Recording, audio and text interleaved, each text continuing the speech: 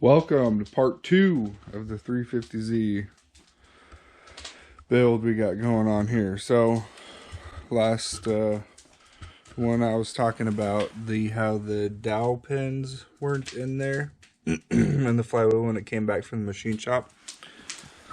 Luckily, me and a friend of mine made a deal between some 350Z parts a long time ago, even though I didn't have one. I'm a hoarder and I like to collect things, so luckily I still have it. The OEM flywheel, and it had the 3 dowel pins that I needed for this exact same flywheel. Isn't it nice keeping spare stuff around sometimes? But needless to say, I kind of tried to figure out how to punch them out of there without, a lot of people say drill it out, or like channel locks, or the little press machine is another method. But what I did was just kind of hammered them flat, and then this plate is like a torque plate, so it flexes. I don't know if you can see that, but you can flex it around.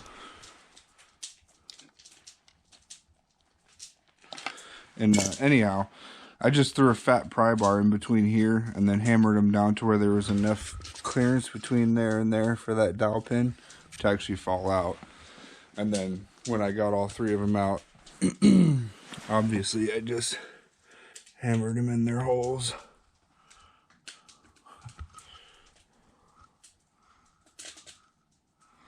Came out pretty good. And now I gotta clean up the flywheel surface. It's just got a little bit of moisture on it just from being cold overnight. But clean that up, and then throw the pressure plate on, which is down here. Fun fact too, the 350Z is the same as the Nissan 240 KA clutch alignment tool, which is the same as the SR as well. Kind of cool, but good thing I already had one on hand.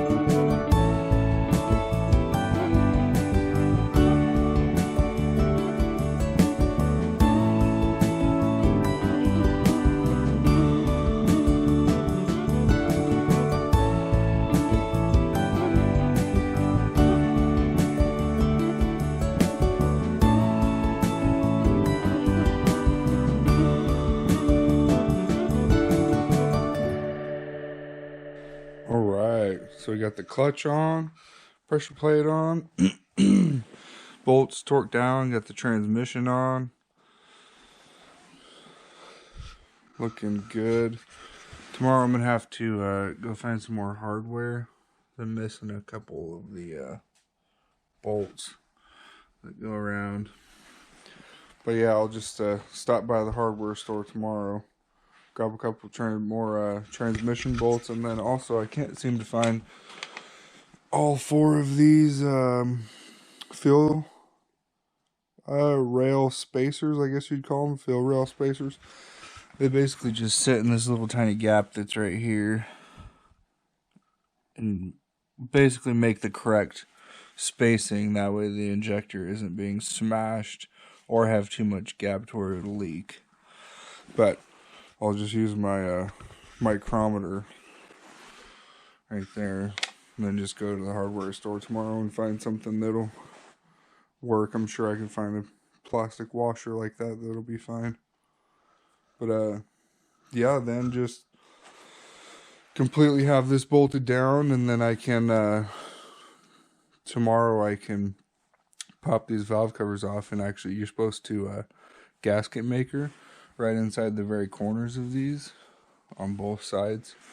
I guess that's just what they do from the factory. They tend to leak, so might as well do what they do. But yeah, other than that, I'm making some good progress. A little bit shorter video today. I was kind of busy. But always remember, sometimes it helps to save stuff, huh? That came in clutch, no doubt. But yeah, as soon as I get this intake and everything on with the wiring harness, it's gonna go quick. We throw it back in the car and hopefully be plumbing things up then. Thanks for watching. Like, subscribe, and I'll see you tomorrow.